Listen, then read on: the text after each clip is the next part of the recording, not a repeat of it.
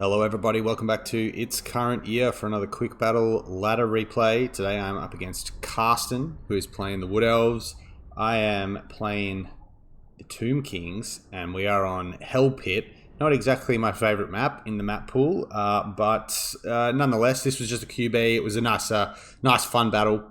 Karsten and I were chatting prior, and we were both just, chewing the fat and going to have a good fun game here, but it was a good game. It did get quite close at the end, so we'll go through the builds just quickly. As I said, this map is just disgraceful. You know, impassable terrain here, impassable terrain here, impassable terrain here. As you can see on the mini map, it just sort of funnels all the action into one area, but it can make some interesting sort of builds. So for Karsten, he has taken the Wild Hunters of Kornos. They're up on the flank here. The Hawkeyes of Drakira, not a very commonly picked ROR. I would say for the extra money that you're spending, Way Watchers do a similar job. But in the front lines, we have some Dryads. We've got the Firebark Elders, who obviously have their flaming magical attacks and also do imbue fire resistance to nearby troops, so that's kind of cool.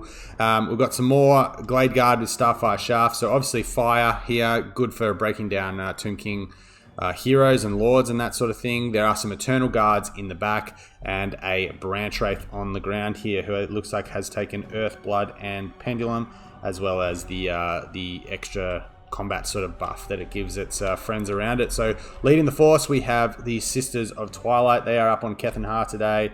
So we've got Conjoined Destiny and the Kethenhar ability. So you haven't taken the bow, but still obviously pretty good sniper. You don't really need to take the bow. I think in a lot of matchups, they're pretty good snipers as it is. So getting underway, obviously, with the Hawkeyes firing some shots in. I've got 3 units of Skeleton Horse Archers up the front, a unit of Ushabti Greatbow camping this hill here, and then I have plenty of Skeleton Spears, as you are likely to see most times you play Tomb Kings. I think 4 of them or 5 of them in total, and 3 units of Tomb Guard. Cool to play with Tomb Guard in a matchup where you're not going to get them just roasted by Law of Fire. They do obviously trade very well into Eternal Guard, Dryads, things like that. They're just quite a sticky unit. In the back here, 2 units of Chariots. We also have the Eyes of the Desert, so they're on stalk at the moment and can do a lot of damage with their projectiles, so keeping them hidden. Good tech piece against the Sisters here. And leading the force, we have up on his big War Sphinx, we have Settra, so he's taken pretty much his normal kit.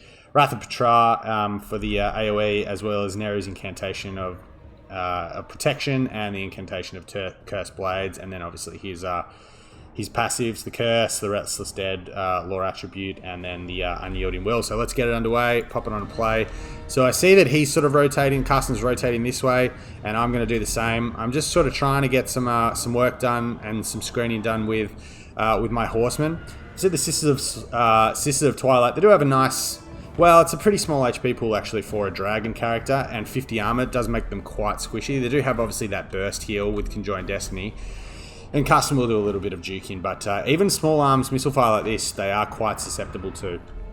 And the Ushabti are obviously going to be teeing away as well, so there's a bit going down here. I'm aware of the Hawkeyes and obviously the Glade Guard that are going to be pushing up. I do also see the Wild Hunters coming around the flank, but I'm more than happy to let them sort of crash into spears and that sort of thing. Just want to keep them away from my chariots and that kind of business. Obviously want to keep them away from the Ushabti and even the Eyes of the Desert. If we can screen the Eyes of the Desert, we can potentially do a lot of damage to Wild Riders, because their gaze attacks do magic damage.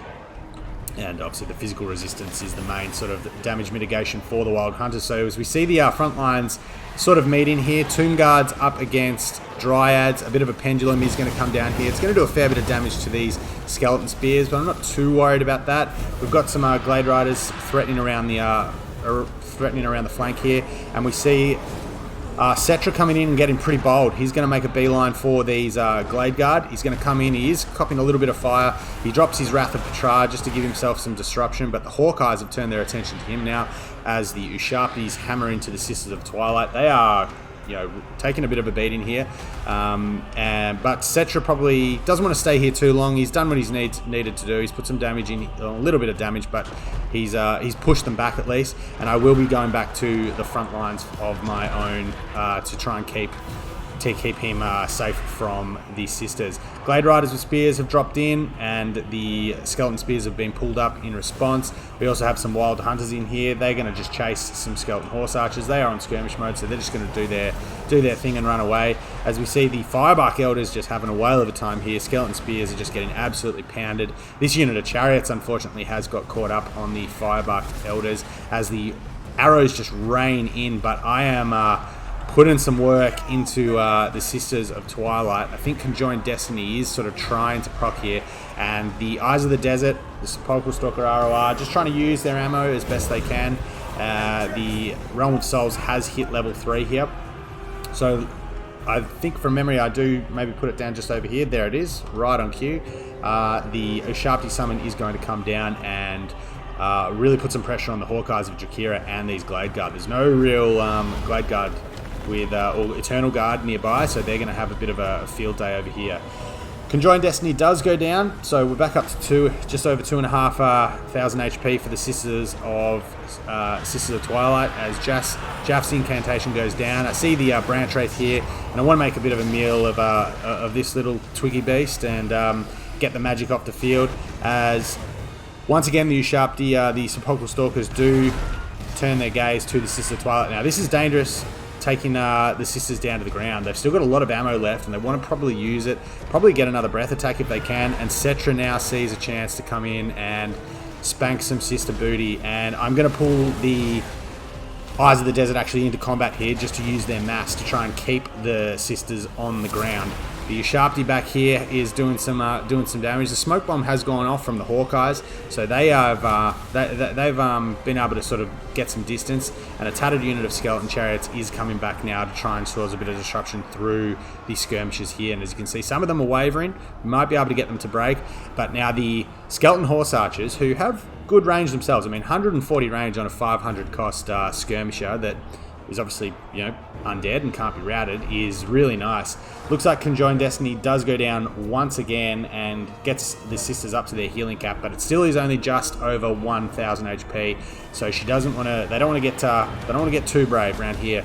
Eyes of the Desert have moved up in pursuit of the sisters, and I think trying to use the last of their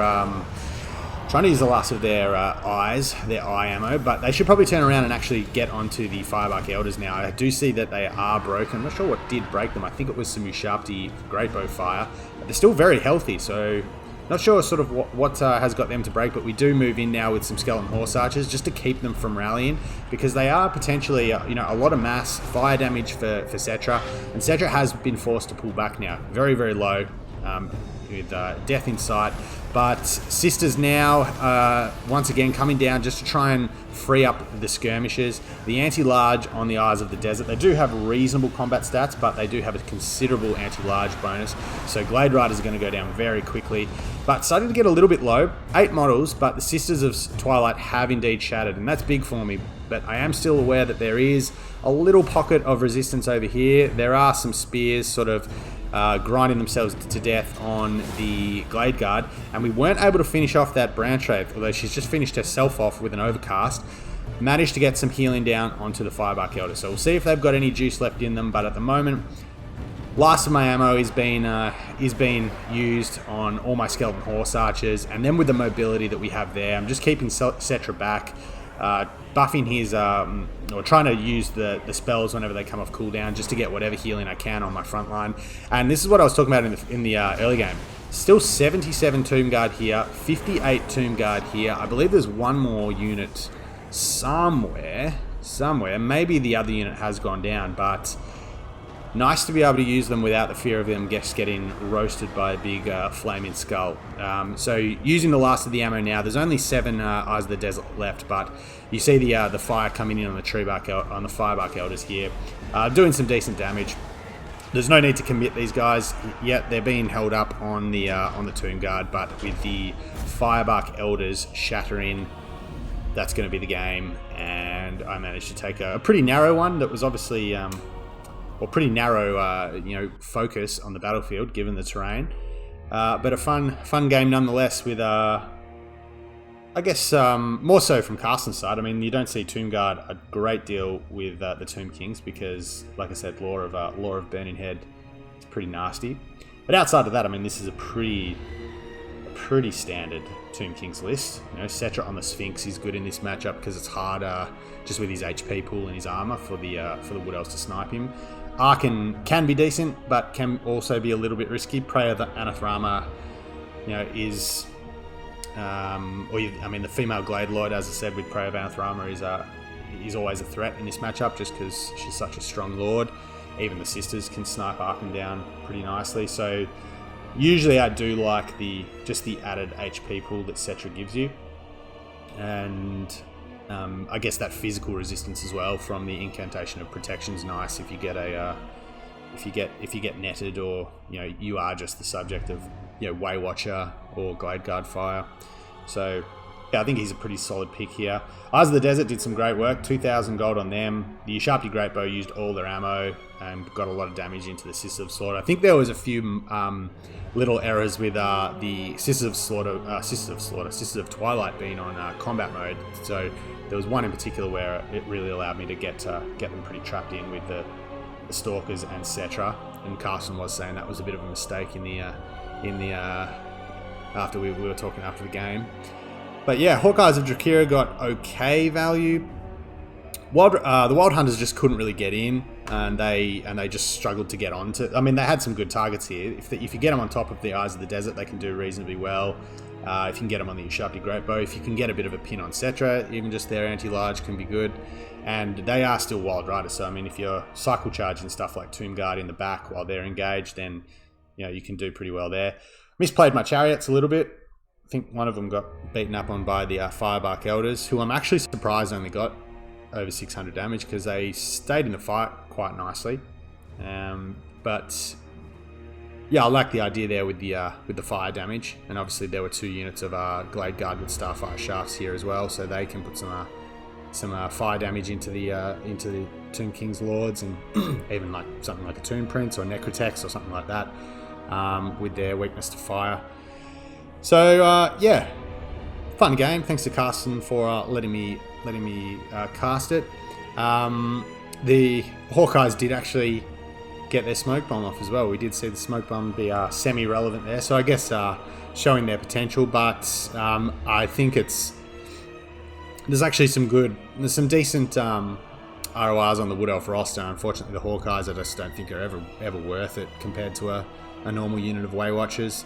Smoke bombs, a nice sort of defense mechanism, but at that point you can't. I mean, the Wood Elves have ways to stop you from getting onto their Way Watchers, and that should sort of be more the focus of the play. But yeah, thanks once again for the game, and thanks to you guys for checking it out. Until next time, take care. We'll see you then.